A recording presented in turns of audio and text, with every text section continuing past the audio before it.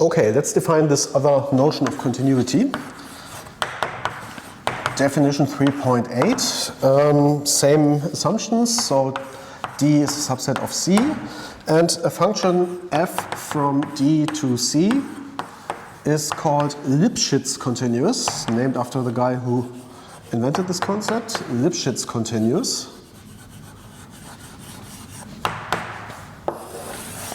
If there exists some constant, L bigger than or equal to 0, such that the following holds: f of x minus f of y to the absolute value is smaller than or equal to L times the value of x minus y for all x, y in D.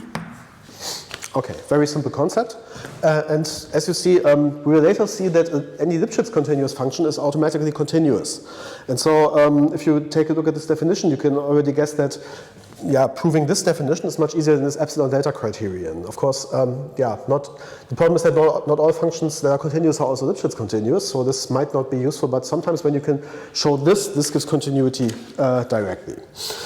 Okay, this number L is then called Lipschitz constant.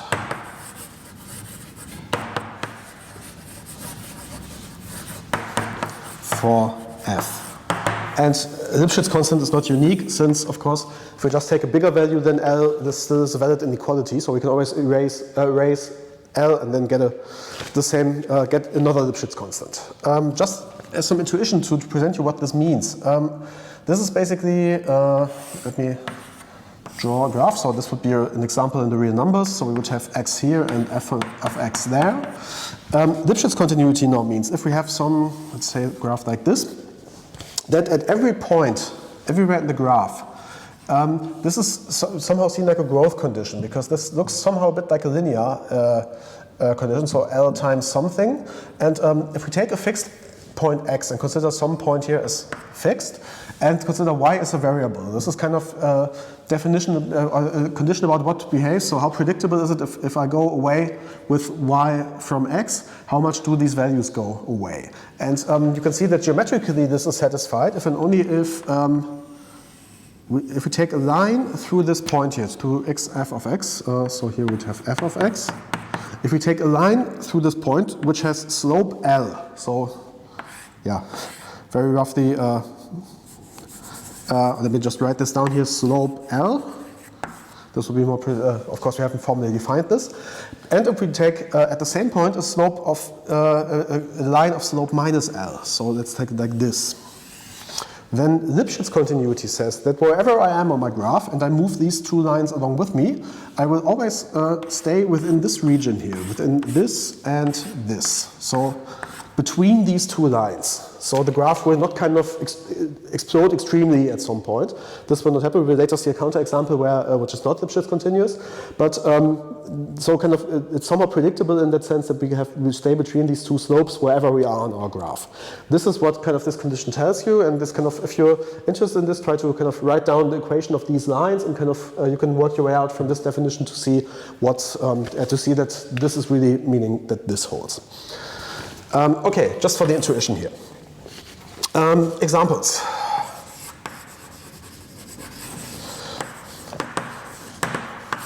Okay, first of all, first example, the function from C to R, which just maps x onto its absolute value.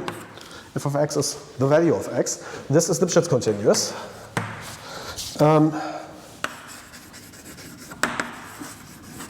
This is Lipschitz continuous with Lipschitz constant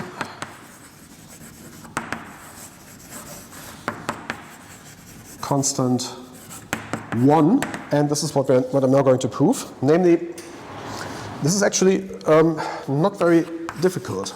By the triangle inequality, we get the following results. By triangle inequality,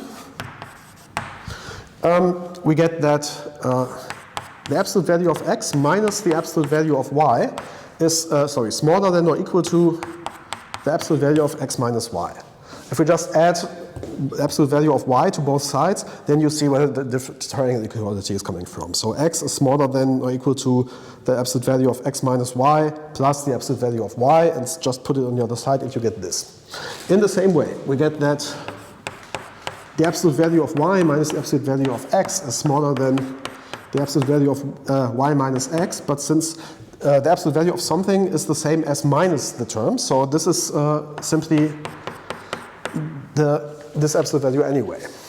Okay, now if we take a look at this term here, and take a look at the absolute value of this difference here. This is either this value or this value, because this is the negative of that, and the value, absolute value is always the number or it's negative, just by definition here.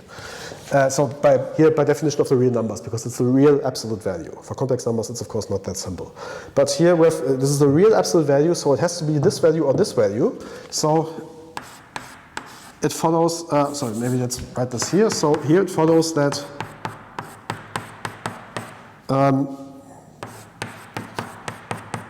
this holds, and so this is all for all x, y in C for these two, and here also for all x, y in C. And now you see, if we just write this definition of f here, this is just f of x minus f of y to the absolute value, smaller than or equal to x minus y to the absolute value for all x, y in C. And this is Lipschitz continuity, and the constant is just 1. If you take a look at here, if we just put L equal to 1, we get this. Right? So this is Lipschitz continuity. So absolute value is Lipschitz continuous, and we will later see that Lipschitz continuity implies continuity, so we will see that this function here is continuous, which is good news since this will appear often. Okay, second example, also not very complicated, and I won't go into detail on this. We just take the map from C to C with f of z is z bar, the complex conjugation. This is also Lipschitz constant. Sorry, Lipschitz continuous with Lipschitz constant 1.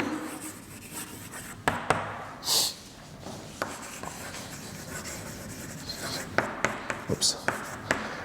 This is just a consequence of Theorem 173. Since the absolute value of a conjugate is the absolute value of the number itself, so you can just do a simple computation in one line and get the result here. So this is also Lipschitz continuous. Okay, next example.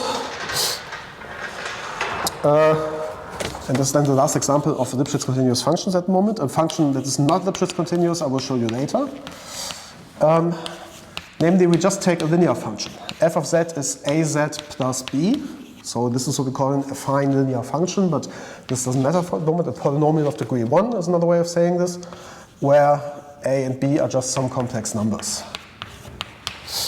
Okay, I want to show that this is Lipschitz continuous, and this is also not that hard. Namely, let's see what we have to show. So we need to find an estimate for the difference f of x minus f of y. Okay, so if we now put the values here inside, we get ax plus b minus ay minus b. So this is just inserting the definition. These two cancel each other out. So what we get is, if we use distributivity, this is the absolute value of a times x minus y. But this is of course the same by just the properties of the absolute value of the absolute value of a times the absolute value of x minus y. And this is Lipschitz continuity. This is our Lipschitz constant. This is a constant number, depending on any function and not on the points or something. So since this is equality, we especially have that this is lower than or equal to. And yeah, this is, we've already shown it. So f is Lipschitz continuous with Lipschitz constant the absolute value of a. Okay, this is easy to see, and as I said, a non-example will be shown in a second. First, before I do so, I want to give this theorem that I mentioned already, Theorem 310. We just take some D subset of C. Every Lipschitz continuous function on D is continuous.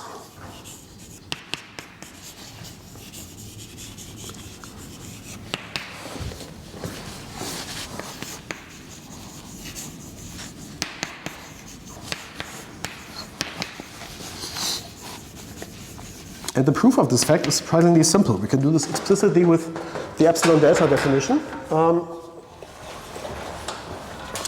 Proof. Okay, we take a Lipschitz continuous function. So we take f from D to C, and we have some L, and we assume that L is bigger than 0, not 0 itself, because then it would be very boring. But we just take some L bigger than 0, which is useful for computation, such that f of x minus f of y to the absolute value is smaller than or equal to L times x minus y to the absolute value for all x, y in D. Okay, so assume that this holds. Now, this epsilon delta thing. We have an epsilon bigger than 0.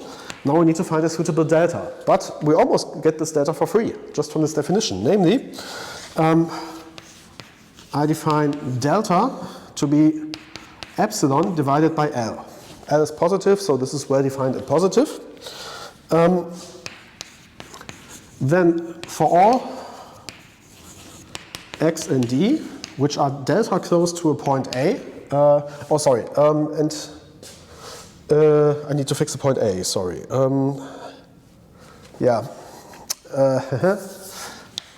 That A and D, so of course I want to show continuity in some point A.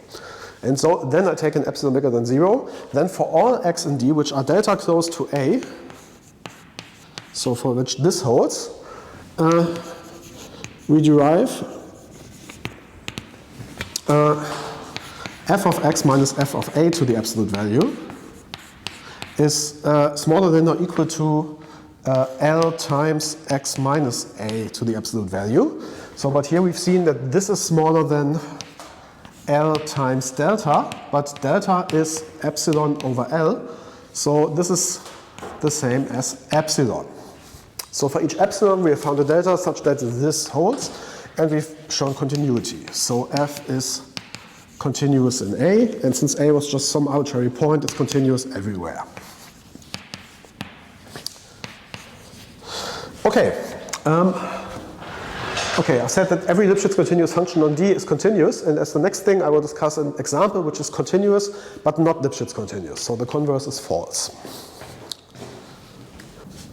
Okay, we first define the partial sums, namely we define Sn of z. Now this depends on z as the function depends on z, and by this I want to denote the sum from 0 to n a k z to the power of k. So this is the nth partial sum of f of z, so of the power series in z. So we've seen this is a polynomial. This has finite degree. So by the previous corollary, that was 3/6, Sn is continuous. So Sn as a function on dr, on this closed circle of radius r, is continuous for all n and n. Okay, this is good, but this is not enough. So,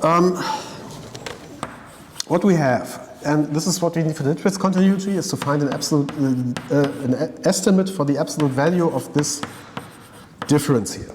And we know that these two are then given as the limits of the partial sums. So, just by these elementary properties, this is, so Sn of z is then a sequence converging to this, Sn of w is a sequence converging to that. So we have a limit of a difference, and this is then the same as the we have a difference of limits, which is the same as the limit of the differences. In other words, this is the same as the limit of n to infinity of Sn of z minus Sn of w. Okay. So we need the absolute value, but we have seen that the absolute value is continuous. So it's Lipschitz continuous and then continuous. So by corollary 312a, we know that the absolute value here, so this is the absolute value of the limit n to infinity Sn of z minus Sn of w, but we've seen that the absolute value is continuous. So consequently, we can just pull this limit out, because we know that this converges to a point, and so the values of the function have to converge because of continuity. And this means basically that we can just interchange the limit with the function. And this means we get that this is the same as the limit of n to infinity, Sn of z minus Sn of w to the absolute value. So this difference of the partial sums. And it's this difference of the partial sums that we now want to find a good estimate for. We compute for each n and n. The difference, the absolute value of the difference, Sn of z minus Sn of w.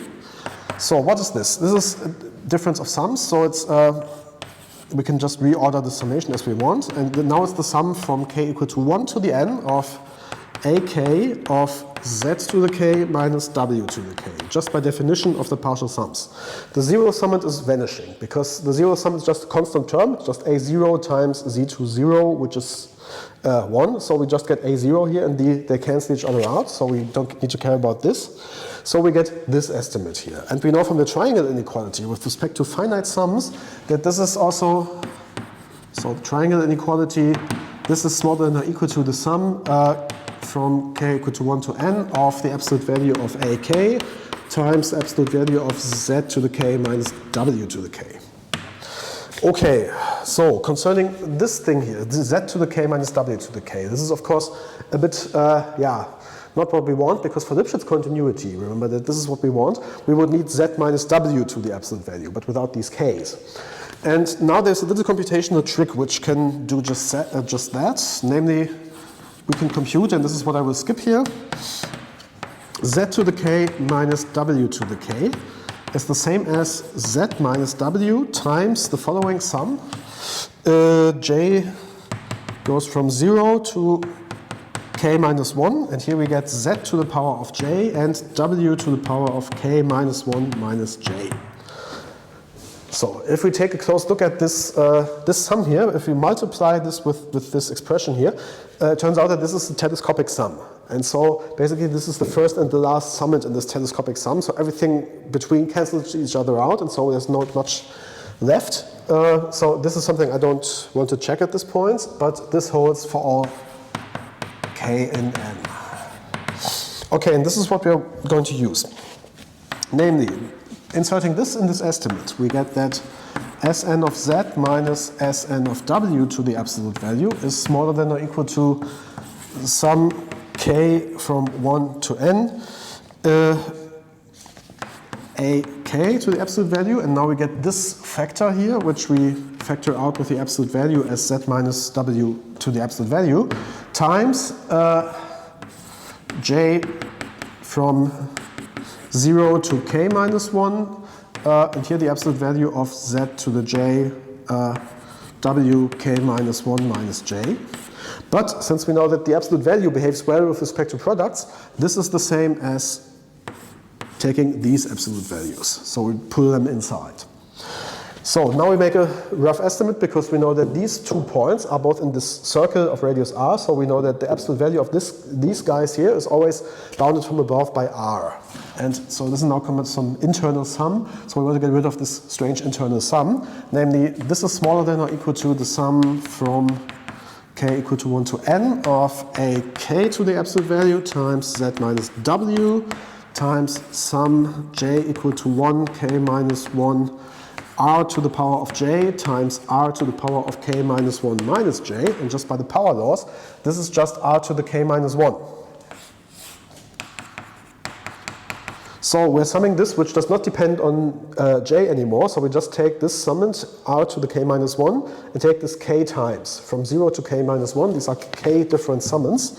So this is the same as, let me do the whole inequality again. So Sn of z minus Sn of w to the absolute value. This is smaller than or equal to, sum, can do the next step. This factor here, z minus w, this does not depend on k. So we can just move it out of the sum, just by distributivity. So we get that this is smaller than or equal to z minus w to the absolute value times k from 1 to n, absolute value of ak, times k times r to the k minus 1. Whoops. well, there's no chair, but I'm bumping into this. Anyway, so this expression is bounded from above by this. And if we now let n go to infinity, we know that we then arrive at f of z minus f of w. And here, this becomes a series. This is a sum with, which goes to n and n goes to infinity. This is a textbook example of a series. So this implies that f of z minus f of w, this is smaller than or equal to. Here we also use that limits are compatible with inequalities, as we've already seen. This is smaller than limit of this guy here. So z minus w times this r to the k minus 1, okay. And if n goes to infinity, of course this factor doesn't matter. And this becomes z minus w, or invert the order, so I first take this. This gives the whole series from n equal to 1 to infinity of an to the absolute value times n times r to the power of n minus 1 times z minus w. Okay, and now this looks almost like the Lipschitz situation, because we know that this is some value times z minus w, which we need for the Lipschitz property. So all we need to show is that this here is a finite value. In other words, that this series here converges. So it remains to show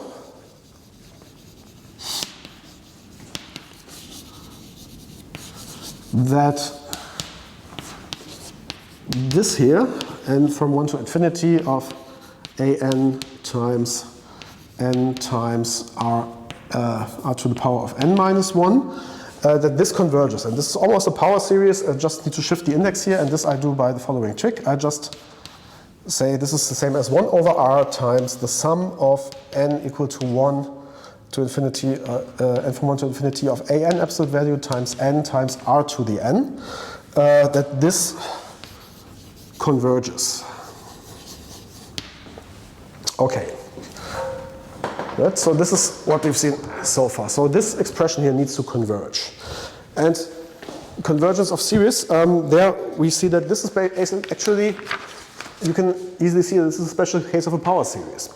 We've entered r here, so we could also enter any complex value here, but we would get to a power series. So if for this power series, we have our formula for this radius of convergence. Namely, we compute that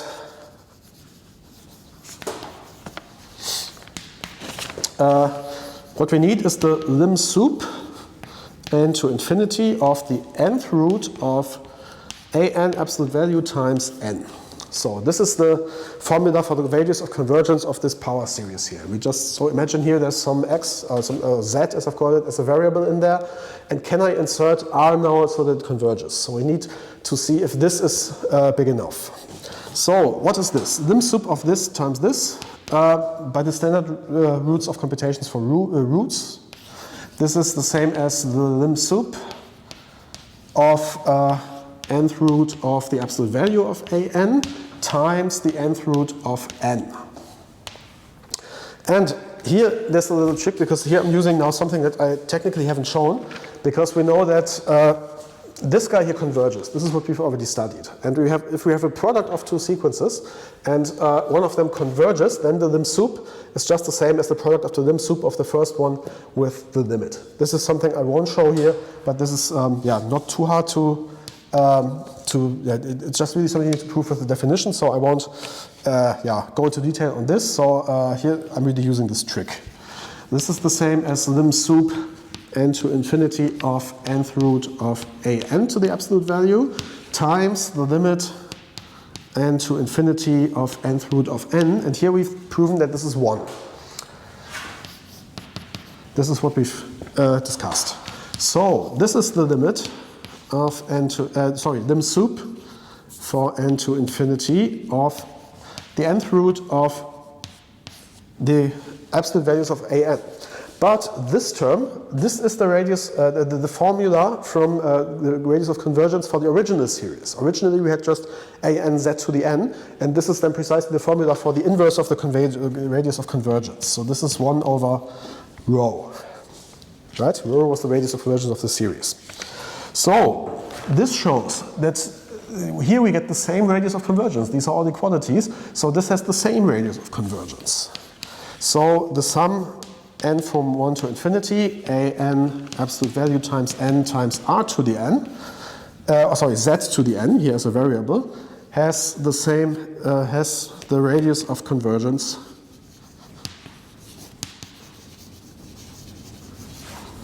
rho as well. Okay, and since r was chosen to be strictly smaller than rho, this shows that this series an absolute value times n times r to the n converges, and this shows that f is Lipschitz continuous, because now we've seen that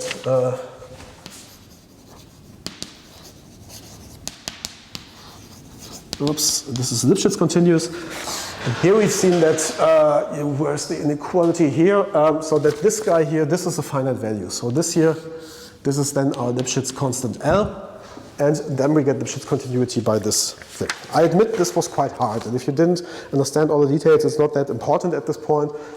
It's only important that you know that, so we have this Lipschitz continuity and we need to do some business here with the series, but we get this in general for power series on all closed circles which are inside the radius of convergence. Circuits of radius of convergence. Okay, so much for this first properties of continuity. This was really hard work. In the next two sections we take a look at some special cases, and in the next section we focus on just real functions on intervals, so just the basic case that you usually do in high school, and we will see that there we have some really nice theorems that can prove some nice properties, as we shall see in the next video.